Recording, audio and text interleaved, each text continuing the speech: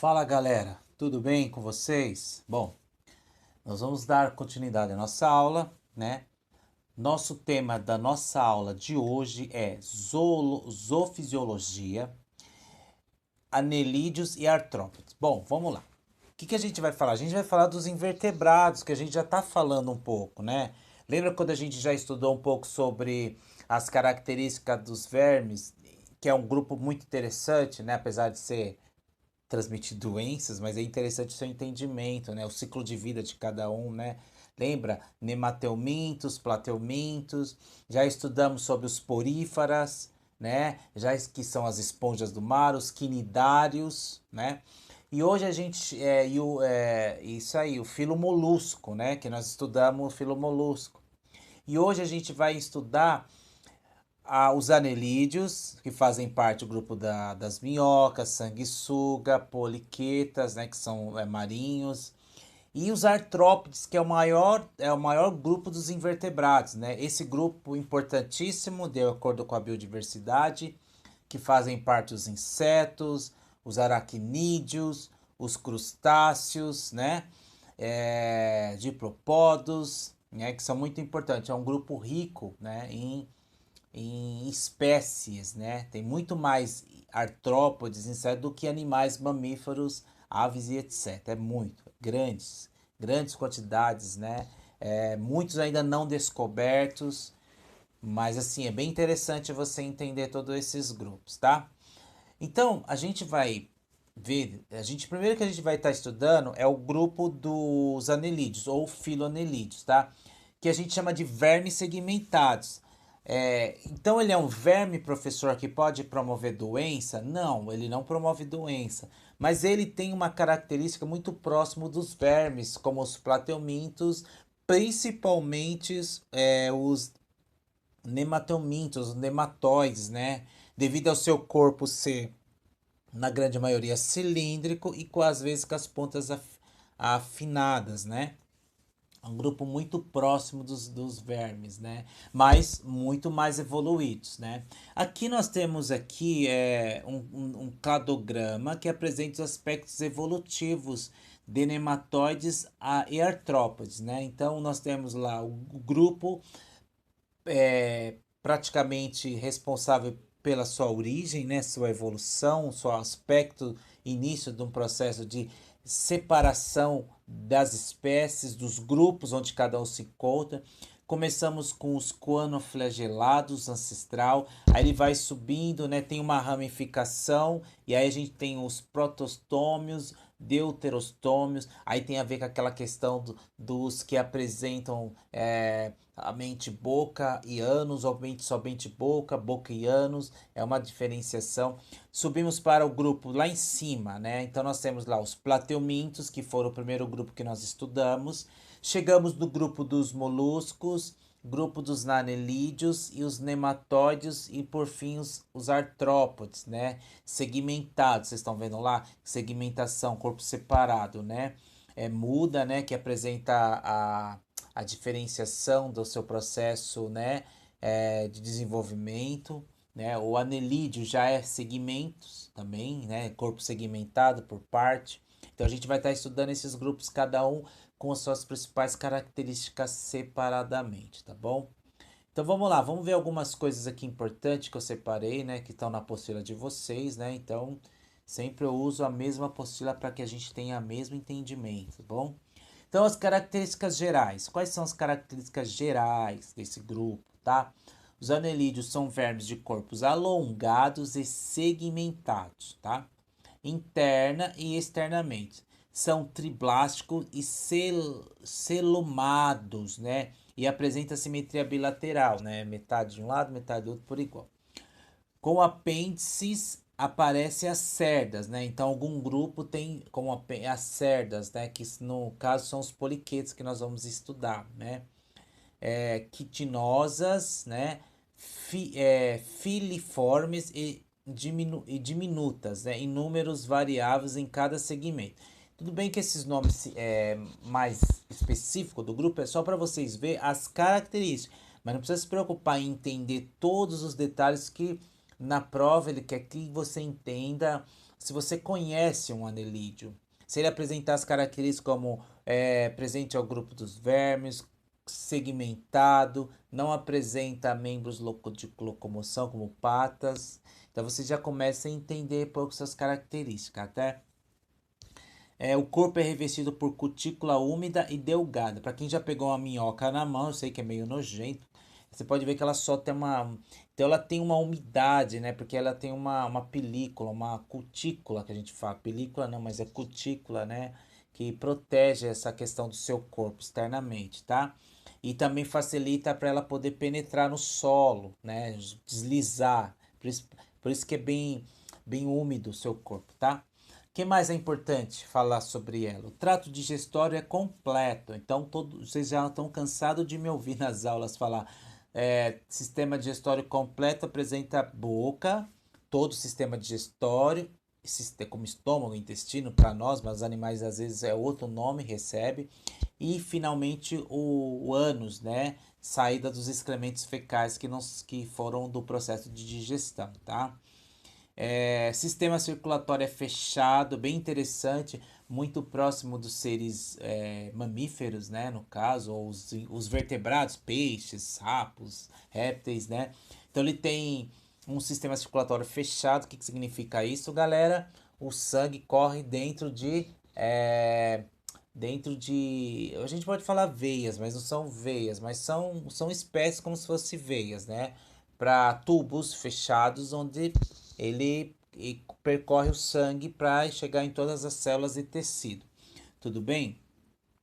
É, o, o, os vasos longitudinais, tá. São vasos, né? A gente fala veias, porque veias e vasos são muito próximos, né? Nós temos veias, mas os animais têm vasos como as plantas também têm vasos de comunicação, de transporte de substância, como xilema e floema, tá? E os vasos transportam então o sangue, tá? O pigmento transportador de oxigênio é a hemoglobina dissolvida no plasma. A hemoglobina contém ferro, então o sangue da minhoca, né? Então ela tem ferro. Por quê? Porque ela tem a presença de hemoglobina, que é uma carreadora de oxigênio para dentro das células no sangue.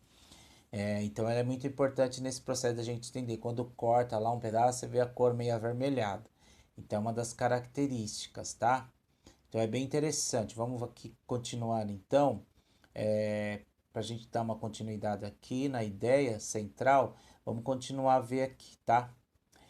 Respiração. Então a respiração pode ser realizada pela epiderme, né? Por difusão. Então é parecido próximo do sapo. Lembra que a gente estudou os anfíbios? Tem as características. Ah, não, ainda a gente vai estudar, desculpa. A gente ainda vai entender um pouco sobre os anfíbios, que os anfíbios também respiram pela pele. Então, pela epiderme, por difusão, né? Então, troca gasosa.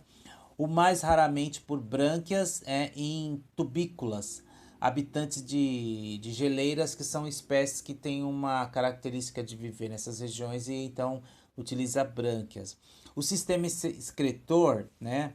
Apresenta um par de nefrídeos que lembram pequenos rins, né, que tem a capacidade de liberar substâncias que não servem mais, né, retirar a limpeza do sangue. Da mesma forma que acontece em nós, que o sangue passa pelos rins, né, vocês já estudaram isso principalmente no nono ano, e faz toda a limpeza e joga para fora através das urinas dos seres humanos. Eles excretam através do seu sistema excretor as substâncias que não servem mais, tudo bem?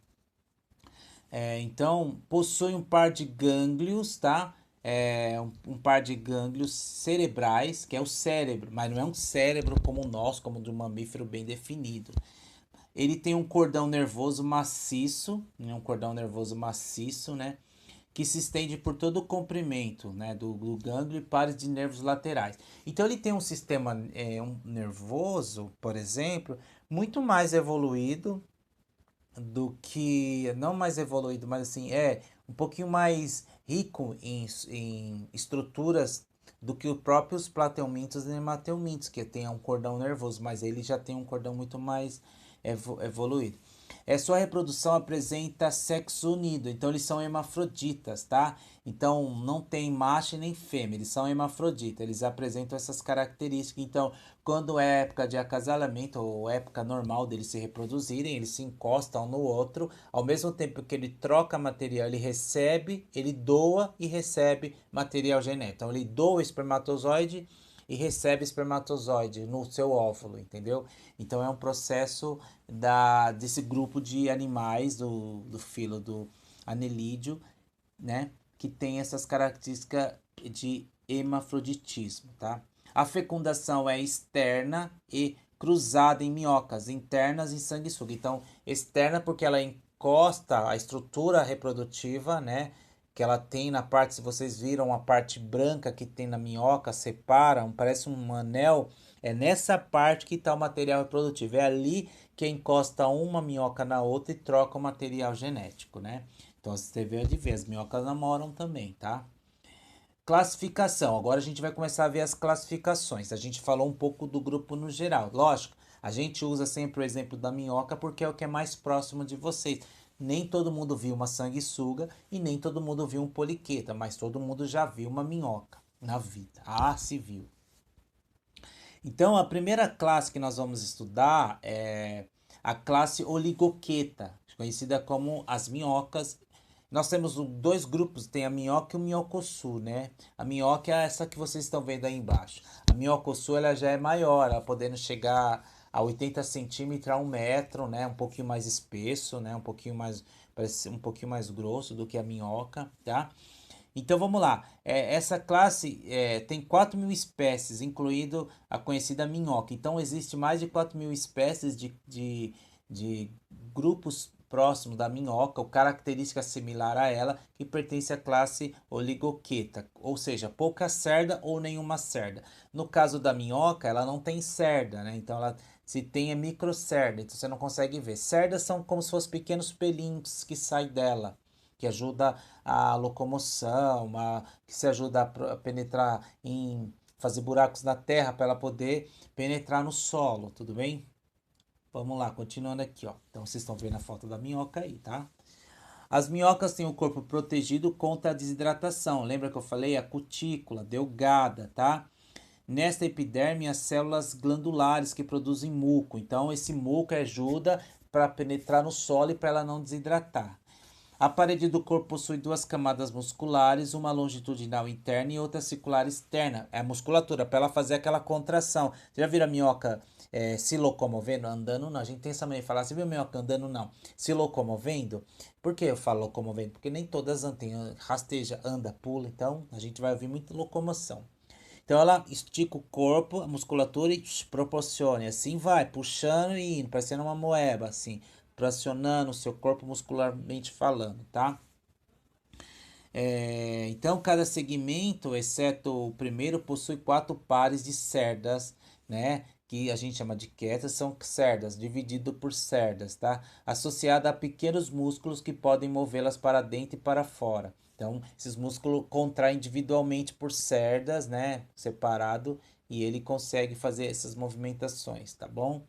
É, então, assim, que é mais importante? A minhoca move-se para frente, contraindo os músculos circulares para alongar o corpo, apoiando seu solo com suas cerdas, que são pequenas cerdas. Então, contrai o músculo longitudinalmente para arrastar extremamente posteriormente para frente. Então, aquele negócio, contrai, puxa de trás e contrai. E todos vão contraindo e projetando energia para que ele possa se mover, tá? Vamos ver aqui as estruturas, né? Aqui a gente tem o celoma. Celoma é toda aquela estrutura do corpo dela, tá? Bem desenvolvida e contém líquido que banha órgãos internos. Então a gente tem aqui as estruturas cortadas. Quando você pegou minhoca, você corta, você tem essa estrutura. Você tem a epiderme, que é a parte. Você tem a cutícula, tá? Que parece a cutícula de unha, né? Que serve. É uma boa ideia.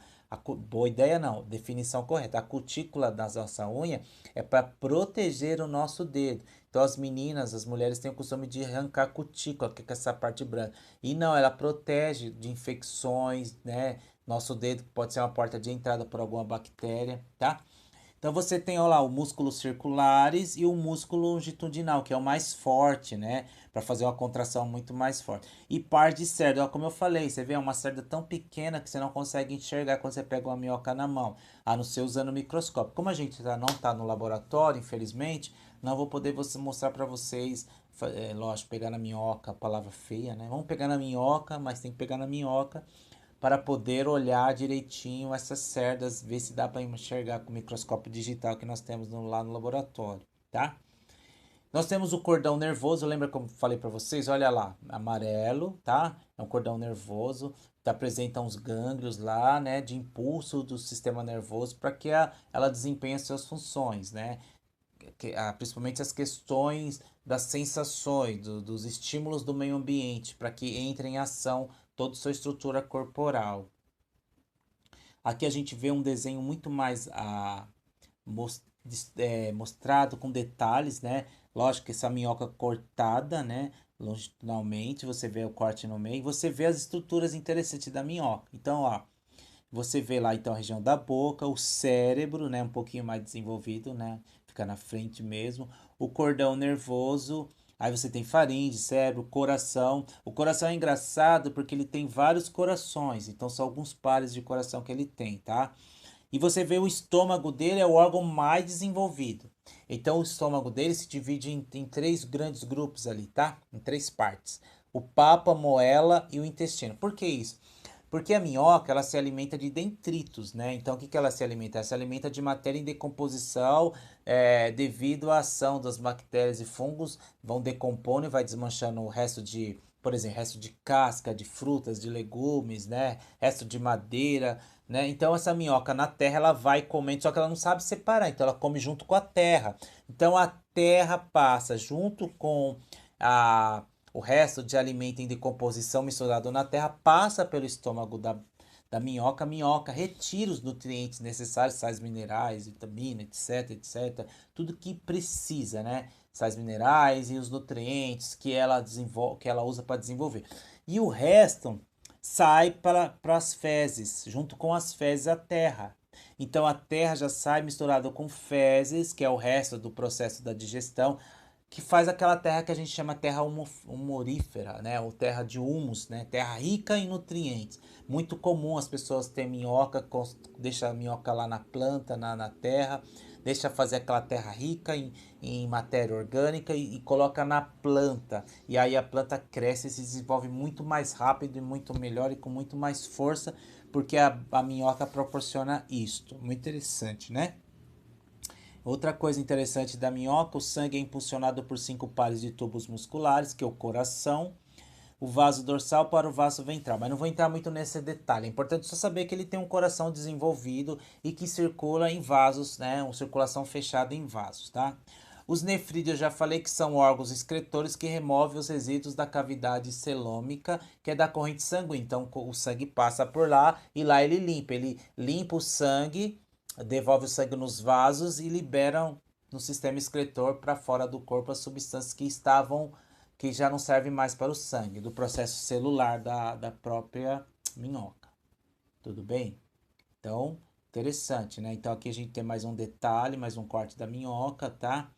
A parte dela que ela falei que ela é hermafrodita, a gente tem esse nome aqui, ó, tá vendo? Clitelo, tá vendo aqui, ó, no desenho?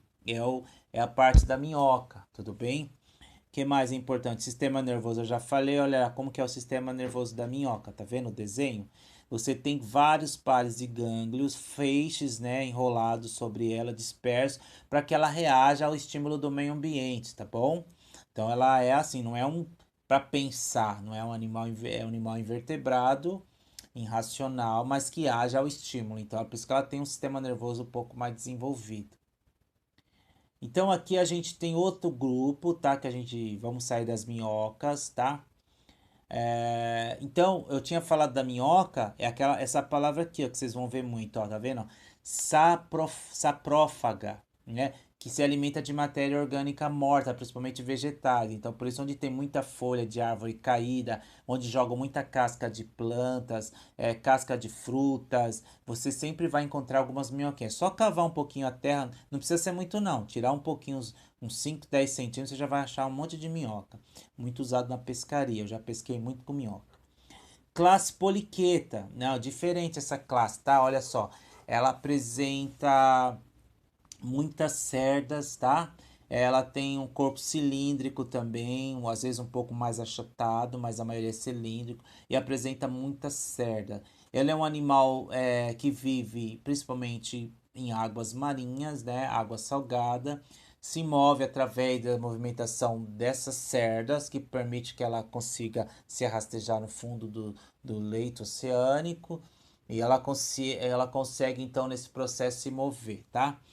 Diferença dos oligoquetas, ou seja, qual que é a diferença dela para as minhocas, que é do grupo dos oligoquetas? Por apresentar cabeça diferenciada com apêndices sensoriais, muitas cerdas em cada segmento, implantadas em um par de parópodes, né, laterais. Sexos são separados, tá vendo? Então eles é dioicos ou unissexuados. As larvas, né, trocofora, que a gente chama, livre natantes. São as larvas que nadam para determinadas regiões e começam a processo de desenvolvimento, tá? Aqui a gente tem o grupo, tá vendo? As cerdas, são vários pelinhos, lembra pelo mesmo, que facilita a movimentação, né? Então, gente, estamos vendo aqui as cerdas, tá vendo? Aspecto de morfologia, né, dessa espécie da Nereis sp, tá? Então, aqui tem a cabeça dela, tá vendo? Com bastante cerdas também. Então, é um animal, assim, não muito comum, que vocês não conhecem muito, muito comum nos oceanos, assim, em lugares com água marinha, apresentam essas características, tá? Bem longo também, né? Desenvolve um tamanho bem considerado. Então aqui nós chegamos num grupo muito importante também, tá? É um grupo que, assim, a gente estuda ele, até hoje se estuda muito esse grupo, muito usado na medicina chinesa antiga, né? Que é a classe dos Hirudina. Então já estudamos a classe dos oligoquetas, que são as minhocas, entendemos um pouco sobre as características, estrutura. Chegamos na classe dos poliquetas, tá bom? E agora chegamos na classe dos Hirudíneas, né? Que é a classe conhecida como sanguessuga, que tem mais de 500 espécies. É um verme anelídeos, né? Temos eles marinhos, de água doce, terrestre, que vivem em lugares úmidos, sempre lugares úmidos, pantanoso ou em rios, né? Em lagos, lagoas, né? Já se diz tudo, sanguessuga, então eles são hematófagos. O que são hematófagos, galera? Se alimenta de sangue, tá bom? São parasitas, necessitam estar externamente no seu hospedeiro, porque existe parasita internamente, como os vermes plateumintos e nematelmintos. Eles são, então, no caso, sanguessugas, lembrando como se fossem carrapatos, mas não é do mesmo grupo, tá? Pode ser também saprófagos ou predadoras. Algumas se alimentam de outros animais, matando e comendo eles por inteiro, né? E outros são ectoparasitas, que é o caso que nós estamos vendo aí, a sanguessuga, gruda na pele. É interessante que quando ela gruda na pele, né, de um animal, de os seres humanos mesmo, ela tem uma boca, né? Ela gruda sua ventosa tem pequenos dentinhos, ela rotaciona esse dente, faz uma pequena abertura no tecido da pele e libera uma substância chamada de anticoagulante. O que significa? Aquele machucado que ela acabou de fazer nunca vai se fechar enquanto ela estiver ali, porque a saliva dela tem uma substância anticoagulante que evita que o ferimento se feche. Ela continua ali só sugando sangue até ela sentir que ela já tem bastante sangue, bastante energia, já está nutrida. Aí ela sai e vai fazer o processo de desova, acasalamento, reprodução, depende da espécie, tudo bem? Então aqui a gente tem aqui, ó, o grupo A, né? A gente tá vendo aqui algumas posições, né? O A, se você vê boca e ventosa, tudo bem? Então você tá vendo lá, a boca e a ventosa. Então gruda no processo. Então você tem ela ali, ó, parada, é assim que ela fica na natureza, o animal passa, já gruda e fica. E aí ali vai, né? Vamos ver mais algumas coisas importantes. As urodinas apresentam muitas características dos oligoquetas, né? Não possui parapódios e apêndices cefálicos. Ambos são hermafroditas. Possui desenvolvimento direto dentro de casulo secretado por clitela. Então, eles ficam em casulos até se romper, se desenvolver e sair.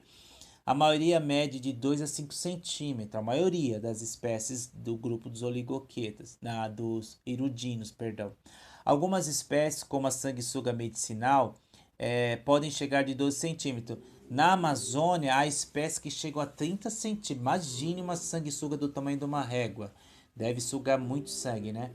A coloração é extraordinária, né? As cores como são preta, marrom, verde, oliva, vermelha, com disposição em tiras ou manchas. Então, assim, tem várias cores, mas as predominantes é o preto e o vermelho, tá? Então, assim, a gente então estudou um pouco sobre todas essas características, vimos um pouco sobre eles, tá? Entendemos a sua demanda, as suas características, né? Principalmente a diferenciação, por que que cada grupo é separado. Todos faz parte lá, né? Dos anelídeos. Então, se eu pegar lá os poliquetas, se eu pegar a minhoca, se eu pegar a sanguessuga, cada um pertence a um grupo, mas todos pertencem à classe, né, dos anelídeos, tá? Então, porque eles têm muita característica próxima, mas cada grupo tem suas características únicas. Tudo bem? Beleza, então. Então a gente fechou esse tema, foi bem interessante. Fechamos o tema, então, dos anelídeos, né? Suas características, como é que eles se reproduzem, se são hermafroditas, se alimentam, segmentado, aonde vive, beleza? E entendemos um pouco sobre as estruturas internas de cada um, como curiosidade. Ah, como eu falei, esse aqui, ó, que vocês estão vendo aí, ó. Sanguessuga medicinal oriental, chinês, que a gente pode falar também. Porque ainda na China antiga, na China ainda muito tradicional, se usa sanguessuga no tratamento de doença, principalmente a hipertensão. O que é hipertensão? Você tem um aumento da pressão sanguínea devido à disfunção biológica do sistema circulatório junto com o coração. Então aumenta a pressão sanguínea, né? Pode levar a problemas graves, como um infarto do miocárdio ou até um derrame cerebral. Se uma pressão é maior, a artéria estoura, então imagine, a pessoa acaba morrendo. O que eles fazem, galera? Eles pegam essa sanguessuga, colocam nas costas, nos braços, no abdômen, por algumas horas, e essa sanguessuga começa a sugar o sangue, e ao sugar o sangue, vai tirando alguns mililitros, né? Mililitros, alguns ml de sangue, né? E aí vai diminuindo a pressão interna e a pessoa volta à pressão normal. Muito usado, se usou muito na medicina tradicional, né? Para tirar substâncias, às vezes a pessoa era contaminada, eles colocavam sanguessuga para diminuir um pouco. Então ela foi usada muito e ainda é usada, né? É uma medicina ainda de milênios de conhecimento passado de geração para geração. Lógico, não nesses hospitais modernos, mas os centros de cura, né? Curandeiros, né? Que a gente fala que é aquela medicina tradicional, tá bom? Valeu, galera. E a próxima aula a gente vai falar sobre os artrópodes, falar sobre a diversidade dos insetos, aracnídeos e por aí vai. Um abraço!